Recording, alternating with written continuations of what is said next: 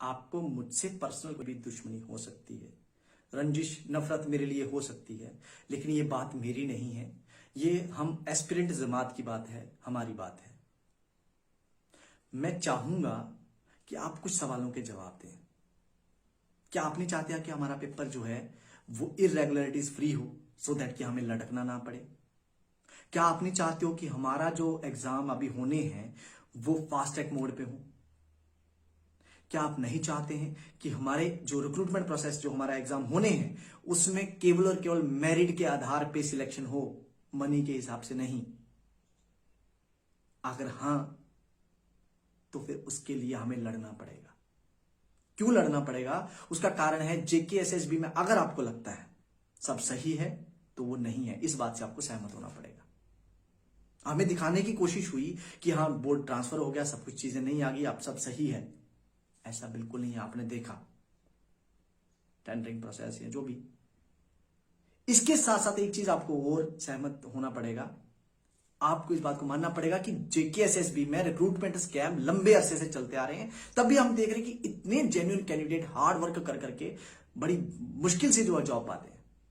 कि आप एक बार सोचें, देखिए सीबीटी मोड में एग्जाम होना था फॉरेस्टर का, ओएमआर मोड के जो टाउट्स थे पकड़े गए, लेकिन एक पकड़ा गया टाउट में ही क्या 4 करोड़ में फॉरेस्टर का पेपर, जो अभी हम फीस दे रहे हैं, अभी फॉर्म एप्लीकेशन चल रहे हैं, इसी दौरान वो बिक गया। मतलब सीबीटी मोड का जो माफिया है वो वहीं का वहीं धरा पड़ा है। और जेकेएसएसबी ने जांच भी नहीं करी है। जेकेएसएसबी ने कोई जांच करी? सीबीटी मोड में कितनी दफा हम कह चुके हैं कि उसकी टेक्निकल इन्वेस्टिगेशन करिए। टेक्निकल इन्वेस्टिगेशन में क्या आता है कि किस कंप्यूटर पे जो सिलेक्टेड, केवल उन्हीं की करनी है जो लोग सिलेक्टेड हैं जो डिफरेंट एग्जाम्स में, कि क्या जिस कंप्यूटर पे वो बैठे थे उस कंप्यूटर का आईपी चेंज हुआ था क्या, उसमें कोई मिररिंग सिस्टम मिररिंग तो नहीं थी, उसकी लॉग डिटेल क्या है, कब उसने लॉग इन करा है, ऐसे ही कंट्रोलर की आईडी से पेपर कब एक्सेस हुआ है, क्या एक दिन पहले तो नहीं हो गया, क्या किसी कैंडिडेट को अलग से कंप्यूटर जो है वो लैब में अकेले तो नहीं बिठाया गया था, फोन के साथ तो नहीं गया था? क्योंकि ऐसे एलिगेशन लगे हैं। ये जो कंपनी है एनएससीआईटी, इसी के कराए हुए एग्जाम में इस तरह की धांधलियां देखने को मिली हैं। अब बात आती है कि हम क्या करें। करना तो जेकेएसएसबी ने है। देखिए जेकेएसएसबी ने यह भी करना था कि फेयर रिक्रूटमेंट करानी थी, उसने कराई क्या? नहीं। जब कोई जिम्मेवारी भूल जाता है तो उसको जिम्मेवारी उसकी याद दिलानी पड़ती है। जब घी सीधी उंगली से ना निकले तो उंगली टेढ़ी बिल्कुल नहीं, डब्बा ही उलट दो। जेकेएसएसबी तो सुन नहीं रही, तो अब सीधा एलजी साहब को, जैसे पहले हमने अपनी बात सीधी एलजी साहब को पहुंचाई थी, एट प्रेजेंट यही जरूरत है कि एलजी साहब तक हमारी बात पहुंचानी है। मैं चाहूंगा आप अब ट्विटर के माध्यम से, फेसबुक के माध्यम से ये चीज जो है वो पहुंचाओ। अब जो hashtag technical underscore investigation, hashtag CBT, hashtag youth against corruption, ये 3 हैशटैग लगा के अपने ट्वीट जो है वो टेक्निकल इन्वेस्टिगेशन आप डिमांड करिए। किसमें? सीबीटी मोड के कराए हुए एग्जाम में। कराए किसने? एनएससीआईटी ने। अब बात आती है कि इनसे क्या होगा। भाई हमें एलजी ऑफिस के जो ट्वीट्स हैं उनके ऊपर पेस्ट करने, डेफिनेटली वो देखते हैं। एलजी ऑफिस जो सोशल मीडिया पे बहुत एक्टिव है एलजी प्रशासन, तो वो देखेगा, डेफिनेटली हमारी मांग मानी जाएगी। मीडिया में भी ये बातें हैं, मीडिया में भी ये चीज चर्चा हो रही है कि वाकई में वहां पे भी इसी तरह का स्कैम है। अभी तो सीबीआई की जांच में भी जो चीज सामने आई है। अब सवाल ये है कि क्या आज भी हम एक दूसरे से लड़ेंगे? आपको मेरी शक्ल पसंद नहीं हो सकती है, मेरा नाम पसंद नहीं हो सकता है, क्योंकि हो सकता है आपका कोई नुकसान मेरे कारण हुआ है, मैं मानता हूं, लेकिन इसकी सजा मत दो। मैं कह रहा हूं खुद को इसकी सजा मत दो, एस्पिरेंट्स पूरी जमात को इसकी सजा मत दो। लड़ाई लड़ रहे हैं, धांधलियां हो रही हैं, तो कल्प्रिट्स को सजा मिले इसके लिए लड़ना पड़ेगा। आज इस बात पे बटने की ना बिल्कुल भी जरूरत नहीं है कि जम्मू और कश्मीर के उस पे, या फिर ओपन मेरिट और कैटेगरी के बेस पे बटने की जरूरत नहीं है, और कैटेगरी में भी डिवीजन नहीं कि हाँ जी ये ईडब्ल्यूएस है तो मैं एएलसी हूं तो वो आरबी है। ऐसा भी बटने की जरूरत नहीं है, क्योंकि ऐसा हम बटेंगे तो हम आपस में तो एक छोटे यूनिट हो जाएंगे, आपस में लड़ते रहेंगे, और सरकार, प्राइवेट कंपनियां और जेकेएसएसबी हमें लूटती रहेगी। कितने ही फॉर्म लगे हैं, पेपर उनके नहीं हो रहे।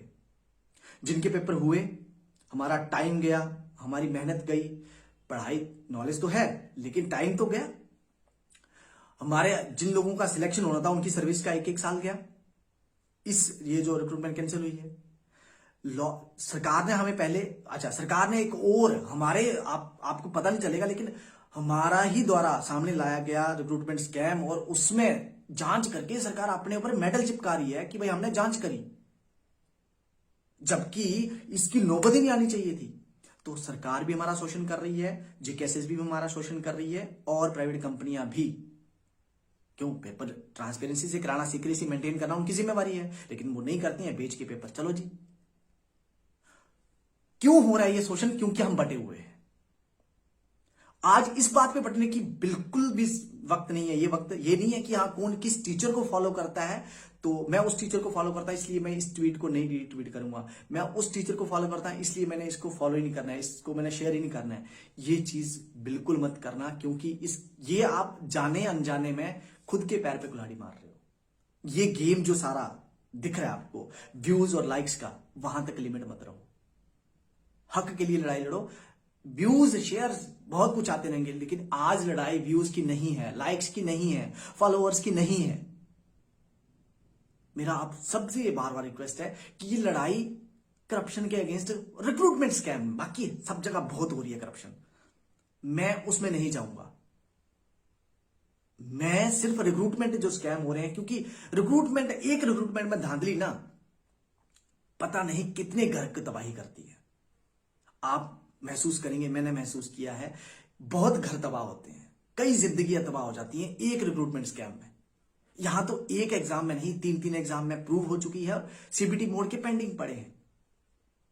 सीबीटी मोड में जांच हो जाए, कल्प्रिट्स सामने आएंगे। सीबीटी मोड में पकड़े जाना बहुत आसान है और फिल्टर आउट करना बहुत आसान है।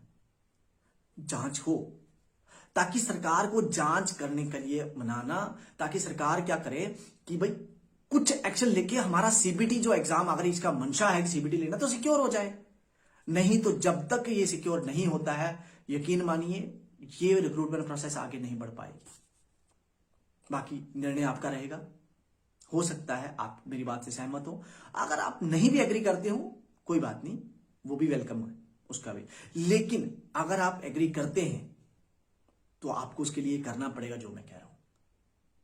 ये ऐसा नहीं है कि मैंने कह दिया, आप जांचिए, देखिए, स्टडी करिए इसके बारे में। अगर मैं गलत हूं तो आप टोकिए, बिल्कुल आप काउंटर कर सकते हैं, उसके लिए हमेशा आपका स्वागत रहेगा, लेकिन बटना मत। बहुत बहुत धन्यवाद।